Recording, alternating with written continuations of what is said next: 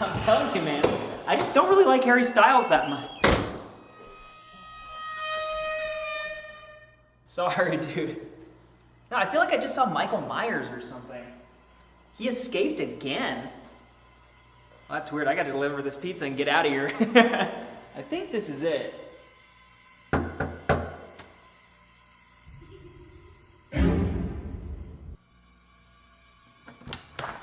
Yeah, hey man, I got your pizza.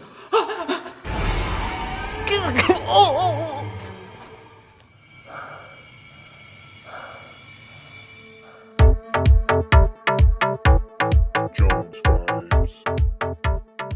What's up everyone, and welcome back to Jones Vibes. If you're new to the channel, I do movie and television reviews, and That's awesome! And today I'm talking about Halloween Ends, the final chapter of the story of Haddonfield, Laurie Strode, and Michael Myers, until they reboot it again in like 5 years. But hit the like button if you enjoyed the skit that I made at the beginning of this. I'd really appreciate that, as well as stick around because I'm going to be giving my vibe check rating at the end of this review. But yeah, it's here, and I was curious how they were going to wrap this whole trilogy up. Obviously, the entire story stems from the original in 1978, and continued into 2018, and then Halloween Kills in 2021, and now this. Personally, I'm a big fan of the OG 1978, but I really liked the new Halloween, and Halloween Kills was definitely fun. This guy knows what I'm talking about. And you know, along with Michael Myers, it's been fun seeing the genius of John Carpenter come to life throughout the years. He's still writing and composing, and we're still buying tickets. I also love the nod at the very beginning of this film where they're watching The Thing. I was like, hey!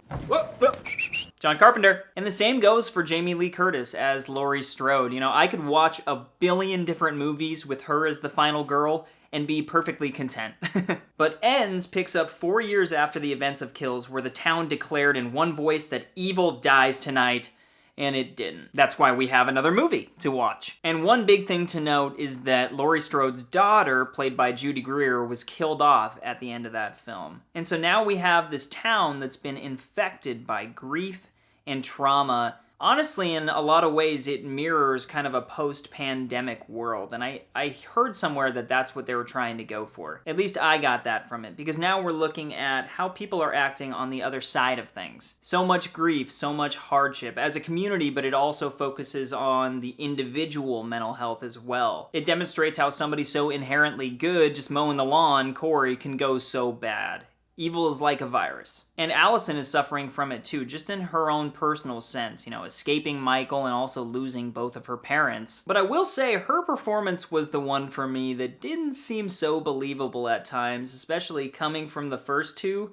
She kind of made a major change in this one, and that's okay. Those were just the vibes that it was giving off. And yeah, this movie was a lot different than I anticipated. I think it's a lot different than a lot of people anticipated, and I'm undecided whether it was a really great film, whether it's just gonna go down as like this cult classic, or whether it was like not that good of a film. It definitely left me thinking, and that's probably a good thing. But at the end of the day, Michael Myers is the other half to Laurie Strode in these movies, and we just didn't get enough of him. And don't get me wrong, I liked the study of Corey. I thought the scarecrow mask thing was cool. I was almost even thinking at some point you could do like a whole spin-off with that. But like I was saying, Michael fills the seats, you know, and when you have a combined maybe 5 to 10 minutes of him, it just felt strange. And so I think I was disappointed in some ways, but also pleasantly surprised in others. The kills were just as crazy and brutal as always, I will say that. But what was unexpected was just the humanity that this film is trying to flesh out, no pun. I was very taken aback by how deep this movie was trying to be. It's not so much what I'm looking for out of a Halloween movie, but once you kind of adjust, it is very thought-provoking. And at the end of the day, we did get Laurie versus Michael. And is this really the end for Michael Myers? I mean, maybe for this franchise. I'd imagine somebody's gonna come along, though, and try to revamp the whole thing again, so. The Shape is never gone. He's not gone! That's the whole point! He's never gone! Is this some radical new therapy? But before I move on, I do just want to say that there will never be anybody like Jamie Lee Curtis. She deserves all the praise in the world, and I'm so happy that she got to finish this whole thing off. In this trilogy, she went fully from this grieving and traumatized victim to the hardened and angry woman And now in this one, she becomes like this confident hero. Like, her arc is just beautiful, and it always has been, even just outside of this trilogy. All of the other movies, they're all a good time. The movies with her, you know, if this is her last movie, I'm gonna miss her, you know? But all the Halloween movies just in general, I'm a big fan personally of Halloween 2. We can bar the Rob Zombie Halloween movies, even though it might be time for a rewatch, but Season of the Witch was great, Halloween H2O was perfect, and Resurrection was a whole lot of Busta Rhymes fun. You know what I mean? My only complaint, and I've had this since Halloween 2018, and this might be a hot take, but if we're gonna change the story and have him not be her brother, like, why can't we just change things around and have Josh Hartnett just, like, still be her son, though? I know that Michael dies at the end of H2O, but we could say, like, that didn't happen.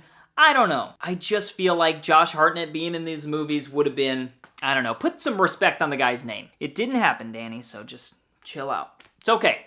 Moving on. But my final thoughts would be that I am happy that this trilogy was started, continued, and completed. Nothing really happened production-wise that got in the middle of it, and it's always going to be a fun little set to have on the shelf and look back on and watch. Was it perfect to me? No, but it certainly kept me guessing, which is a great thing. But what'd you say? Did it pass my vibe check? Yes, it did. I'm giving Halloween Ends 4 out of 5 stars, no doubt. But the big question is, what did you think about this film as well as the trilogy as a whole? Did you enjoy it? Did you think there was too little Michael Myers? That's a complaint that I've seen a lot, but feel free to let me know down in the comments and just start the conversation. And also, if you enjoyed this video, please go ahead and give it a like. That'll help me get seen by more people just like you, as well as subscribe and join the Jones Vibes community. It's a lot of fun. But I'm also on social media, most notably TikTok at Jones Vibes Only, and if you're a fan of the short form content, I do have a playlist here on my channel called Short Vibes, and so if that's something that you enjoy, you can go ahead and check that out. But yeah,